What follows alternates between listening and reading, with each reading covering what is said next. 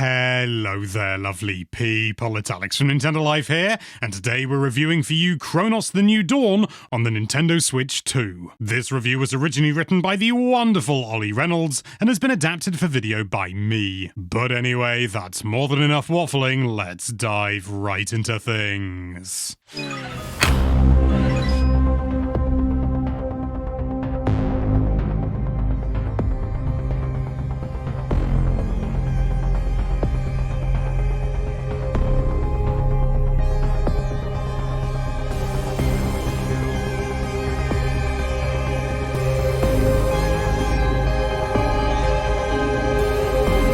In the run-up to the launch of Bloober Team's new IP, Cronos: The New Dawn, chances are you saw 1 or 2 or 10 comparisons to EA's Dead Space series. And yes, while there are definitely some similarities between the two, we'd feel more comfortable describing Cronos as an amalgamation of nearly every major survival horror game ever released. This is both good and bad. In one sense, Cronos is the quintessential survival horror, taking all the best elements from Resident Evil, Silent Hill, Alone in the Dark, and the aforementioned Dead Space, making for an experience that genre fans will relish. On the other hand, it never really attempts anything new to call its own, and although its setting and story certainly elevate it, there's little here that hasn't already been done elsewhere. Taking place primarily within the ruined city of New Dawn, which itself is based upon the historical district of Nowa Huta in Kraków, you take on the role of the Traveler, tasked with locating rifts within the world to travel back in time to the 1980s. There she must extract the essence of individuals who perished during a devastating event known as the Change, in which humans morphed into grotesque monsters called orphans. Cronos' narrative is undoubtedly the game's strongest aspect. It presents a consistently intriguing mystery, withholding enough crucial information while giving you just the right amount to keep you invested. Like all great survival horrors, a lot of the backstory is found within the environment, with messages hastily scrawled upon the walls, journals revealing more personal struggles during the Change, and government notices urging solidarity in the face of extinction. It's pretty cool stuff, and we sincerely hope the game does well enough to warrant a sequel or prequel, because there is definitely potential. The Traveler is also a surprisingly compelling protagonist, though we could understand if some folks don't immediately gel with her. She is all business, with a cold, detached, almost robotic demeanor, albeit one that occasionally falters as she begins to struggle with hallucinations. She often comments on her surroundings, and it's exactly how we imagine Samus would verbally record data as she's traversing Zebus or Talon 4, if you ignore her portrayal in Metroid Other M, which you absolutely should. If you played the PS5 exclusive Returnal, you could also draw favourable comparisons with Celine Vassos. Gameplay is the classic survival horror combination of combat and puzzle solving, utilising over-the-shoulder camera perspective made popular by Resident Evil 4. You'll start with a standard pistol, but shotguns, carbines, and rocket launchers are all up for grabs as you progress. Interestingly, in another nod to Metroid, every weapon has a charge shot, which deals significantly more damage and can pierce multiple targets at once. It's advisable to use this almost exclusively, though the time needed to charge your shot naturally leaves you exposed, so you gotta balance it. Yo, it's tricky. Thankfully, you can upgrade your charge shot along with almost every aspect of the Traveler's capabilities via terminals in quote-unquote safe rooms. You'll hoard a whole bunch of energy along your travels whilst nabbing the odd core, some of which are gifted, believe it or not, by cute cats running throughout the game world, Borówka my beloved, the combination of which grants you improved health, weapon damage, and much more besides. The safe rooms themselves are obvious homages to the likes of Resident Evil, featuring save stations, storage boxes, and even a relaxed ethereal background melody to signify that yes, you really can take it easy here. These safe rooms are handy because the rest of Cronos is absolutely rife with danger. Just one orphan can prove deadly if you're not careful, but facing off against multiple enemies at once is often a recipe for disaster. Careful resource management proves crucial, and this includes procuring fuel for your makeshift flamethrower. Like the remake of Resident Evil on the GameCube, downing orphans often isn't enough, as others can merge with dead bodies, thus gaining new abilities along with added strength and armor. Burning bodies with a quick tap of the L button will save you an awful lot of hassle, and this can even be used against active enemies, slowing them down enough to land a charged headshot using one of Switch 2's multiple control options. You can use the standard twin stick setup if you wish, and this is perfectly viable, but we opted for a combination of stick aiming and gyro controls. And this works really well once you're done tinkering with the sensitivity, but you also might be enticed by the additional mouse controls. You can set mouse mode to either the right Joy-Con or the left if you're left-handed, and it makes for a pretty accurate option once you get used to the increased sensitivity. We didn't find an awful lot of joy in it, although that's less a commentary on the game and more just Switch 2's mouse mode in general. Some of the very best survival horrors strike an excellent balance between giving you agency against your enemies whilst encouraging you to avoid unnecessary encounters. Unfortunately, this is one area where Cronos falters. Should the orphan spot you, which in many scenarios is almost guaranteed, they prove to be exceptionally quick and relentless, making running away always a tricky proposition, especially in more claustrophobic environments. As such, you're often forced to engage in combat whether you want to or not, and this can severely diminish the sense of fear, making enemies less of a threat and more of a nuisance. While the creatures eventually lose their initial impact from a gameplay perspective, the excellent visual design remains consistent throughout. Though not particularly gory, it is a very gooey game, with writhing masses plastered all over walls and floors, through which enemies often emerge with a rather sickening squelch. In fact, the sound design is great across the board. The voice acting is particularly strong, with a great performance from headliner Kelly Burke as the Traveler, along with a host of actors portraying side characters, with plenty of audio logs to nab throughout as well. The synth-heavy soundtrack is also a real treat, lending the sci-fi setting a good sense of atmosphere. Have a listen.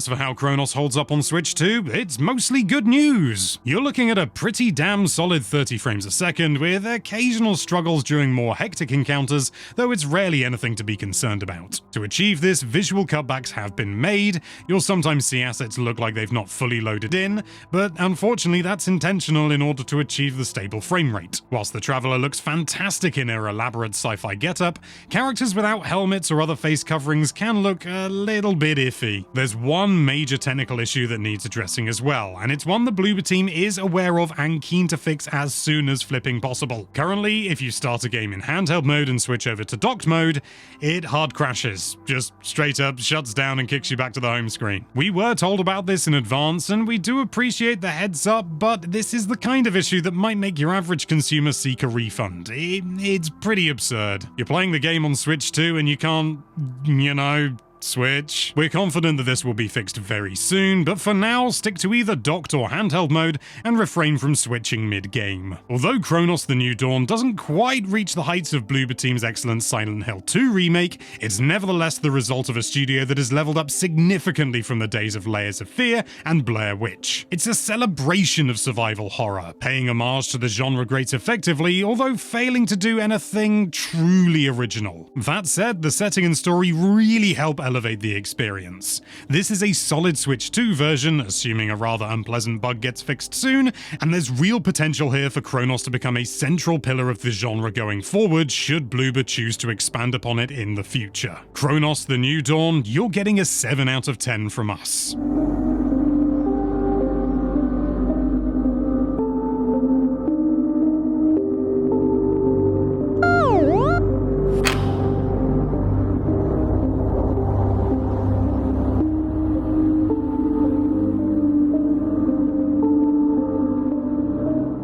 You've reached the end of the review. That means it's time for Alex's personal thoughts, and I absolutely adore this game.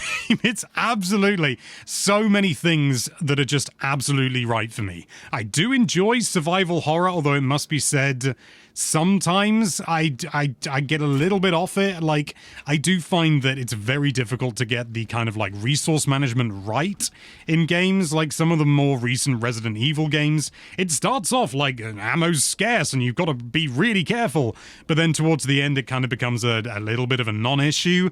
I've not had that thus far with Cronos, And as a result, it's been really, really challenging, but very refreshing as well. Although it has to be said, I am not like super, super far into the game. I'm like, I don't know, like 4 or 5 hours, give or take, at least at the time of recording. What can I say? Silksong exists as well. But one of the things that's really refreshing is that if it wasn't immediately obvious, Bloober Team is a Polish company, and this game is absolutely rife with everything Polish. And it's just kind of refreshing, you know. It's not leaning or trying to pander too much towards a sort of an English-speaking audience. I mean, yes, it is all in English, but like all the graffiti on the walls, it's all in Polish, and all the pronunciations, or at least most of the pronunciations for the characters, they all, when they're a Polish name, use the Polish pronunciation. I can't think, well, like Edvard, it's just Edward in English, but they say Edvard, and that's just weirdly refreshing, you know? The game is also, like, really, really tricky. Like, it's really, really tough. Not in a way that discourages me. If anything, it encourages me. And it forces you to rethink how you do things. So, like, I had this boss fight, and I don't want to go into any, like, spoiler details or anything like that, but I found out, sort of, like, after just, like, a tooltip that said, hey, you know, sort of the Traveler's armor is completely impervious to fire. And I was like, oh, does that mean I can just punch these, like, fuel canisters that are about rather than shooting them? Because ammo is scarce, baby. And so I started punching them, and it didn't make the boss easy by any stretch. Not only because there's like a natural wobble to your aiming as well. Like, if you've been seeing wobble in the footage, I mean, some of that's going to be my gyro, but a lot of it isn't. You can just turn gyro off. You will still have a wobble because it makes the game harder, and then you can upgrade it so that you don't wobble as much. But that only adds to the real sort of like horror of the situation. Sometimes when you got to be really accurate, you've got to try really hard, and sometimes you're just gonna miss. And that's, I mean, it's not exactly, arguably, like, if it was like a multiplayer game, that would be awful. But as a single player experience, it's a superb feature, I feel. It really adds to the tension by kind of arresting a certain degree of control from you.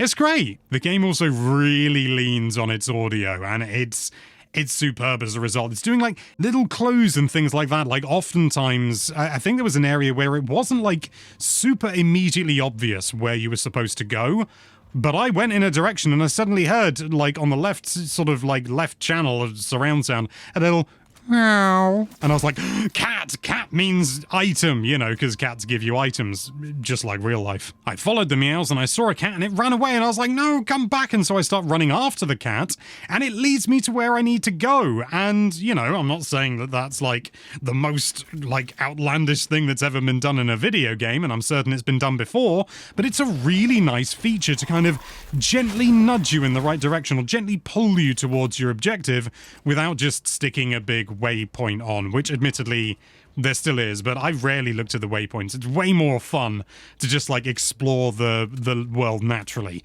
and it's not too hard to do so either. But then the game also plays off that notion, because like you can hear enemies, and if you got surround sound or headphones, you can hear where it's coming from, and that's like, hey, yeah, that's a great idea. But sometimes you'll just be walking through an area and you'll hear like a sort of an almost, well, you're surrounded by like flesh walls, so you think an enemy could come from nowhere, and you just hear a sort of a or something like that, or something squelchy, and it's just like, and you turn around and there's nothing there, there's just the wall, and you're like, God damn it, game, stop doing this to me. But it really adds to the atmosphere. It kind of, the audio sort of gives with one hand and takes away with another. It's really, really good, especially considering the other themes around the game. I love this game. It's superb. Buy it.